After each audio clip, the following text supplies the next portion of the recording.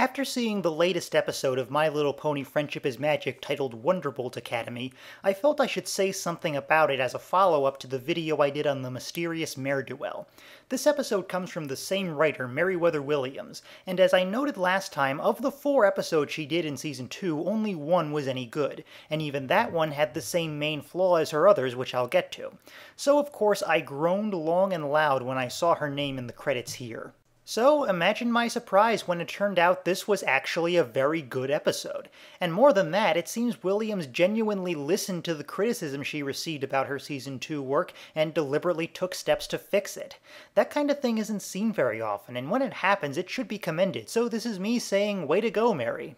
Like Mysterious Ne'er-do-well, the episode focuses on Rainbow Dash. She gets accepted into training to be a Wonderbolt, the world-famous group of Pegasus daredevils, and that right there is already a good sign. Rainbow has been talking about wanting to join them since the series began, and now we're seeing actual forward progress on that story, in a show that's largely content to just tell low-key stories about life around town. And it turns out another recruit named Lightning Dust is just as good a flyer as her, and just as competitive. So at this point, you probably think you know where this story is going. Lightning Dust is a huge bully, and in the end, Rainbow Dash finds the confidence she lost and shows her up. But no, she's actually very nice and wants to be Rainbow's friend. So then you start thinking she'll be like Gilda from Griffin the Brush-Off, where she's an obvious bitch but somehow Rainbow can't see it, and we spend the whole episode waiting for her to figure it out. After all, didn't Merriwether Williams already do that story in Dragon Quest? But again, you'd be wrong, and that's what really makes this episode so good. The main problem with those 4 other episodes is that the stories are built around the characters being jerks to each other. The only reason Williams' one good episode, Hearthswarming Eve, got away with it was that the jerks in question were a bunch of new characters while the ones we know and like were left alone.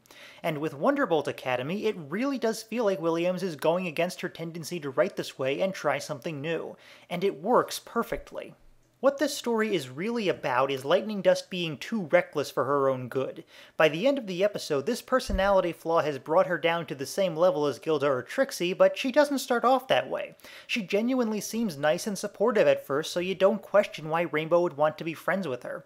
The truth comes out gradually, so Rainbow goes through the same process as us in realizing the problem with Lightning and finally snapping at her when she goes too far in the end. This may seem like an odd tangent, but just bear with me. I never got the big deal about Trixie. I never saw her as anything more than just one of many one-dimensional villain characters. And when she returned this season, my reaction was a big old meh, even if the episode turned out to be pretty good. But with Lightning Dust, I did have that reaction, and I would be very interested to see her return and get a chance to redeem herself like Trixie did.